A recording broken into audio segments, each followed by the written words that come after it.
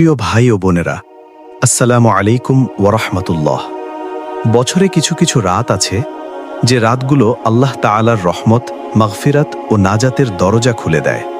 ঠিক তেমনই একটি রাত হল শবে বরাত, ক্ষমা ও মুক্তির মহিমান্বিত রাত। আজকের এই ভিডিওতে আমরা জানব শবে বরাত কি, এর গুরুত্ব ও ফজিলত, এই রাতে কি করণীয় আর কি বর্জনীয়।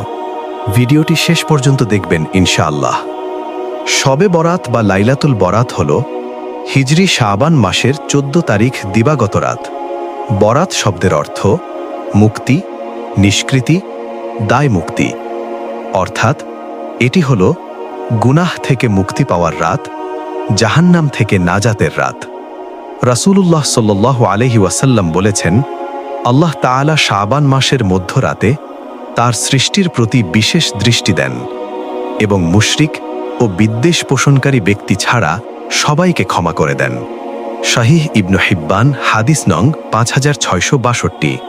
এটি প্রমাণ করে এই রাত মাগফিরাতের সুবর্ণ সুযোগ। অন্য হাদিসে এসেছে, এই রাতে আল্লাহ তাআলা দুনিয়ার আসমানে অবতরণ করেন এবং বলেন, আছে কি কেউ ক্ষমা প্রার্থনাকারী, আমি তাকে ক্ষমা করে দেব। মুসনাদে আহমদ, হাদিস নং 6642। শবে বরাত আমাদের শেখায় নিজের ভুল স্বীকার করা, অতীতের গুনাহ থেকে ফিরে আসা, নতুন করে আল্লাহ পথে চলার শপথ নেওয়া। এটি রুহানিয়াতের রাত। এই রাতে ভাগ্য নির্ধারণ প্রসঙ্গে কিছু গুরুত্বপূর্ণ কথা আছে।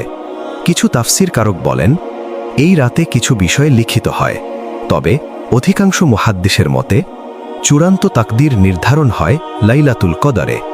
সূরাতুদ দুখান 4 নং আয়াতের ব্যাখ্যা।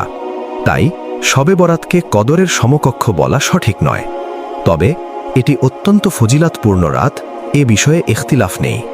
এই রাতে আমাদের কিছু করণীয় আমল রয়েছে। নফল নামাজ পড়া ও দীর্ঘ সেজদা করা, বেশি করে কোরআন তিলাওয়াত ও জিকির করা, কবর জিয়ারত ও প্রয়াতদের জন্য দোয়া করা এবং বেশি বেশি তওবা ইস্তেগফার ও ক্ষমা প্রার্থনা করা, দান সদাকা করা এবং অভাবী মানুষের পাশে দাঁড়ানো। 3 নম্বর, রাসূল সাল্লাল্লাহু আলাইহি ওয়াসাল্লাম শাবান মাসে বেশি নফল ইবাদত করতেন।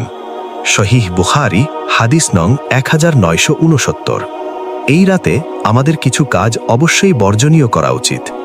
অথশবাজি ও পটকা না ফোটানো, অপ্রমাণিত বিশেষ নামাজের প্রচলন না করা, আলোকসজ্জা ও উৎসব মুখর আচরণ থেকে দূরে থাকুন যা সুন্নাহ পরিপন্থী।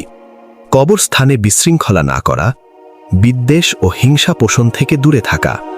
মনে রাখবেন, বিদ্বেষী ব্যক্তির ক্ষমা স্থগিত থাকে। ইবনে মাজাহ, হাদিস নং 1390। প্রিয় দর্শক, শবে বরাত কোনো আতশবাজির রাত নয়, এটি কান্নার রাত, এটি তওবার রাত, এটি আল্লাহর কাছে ফিরে আসার রাত। আসুন এই রাতকে কাজে লাগাই, নিজেকে বদলে ফেলি আর আল্লাহ রহমতের ছায়ায় আশ্রয় নেই। আল্লাহ আমাদের সবাইকে ক্ষমা করুন। আমিন।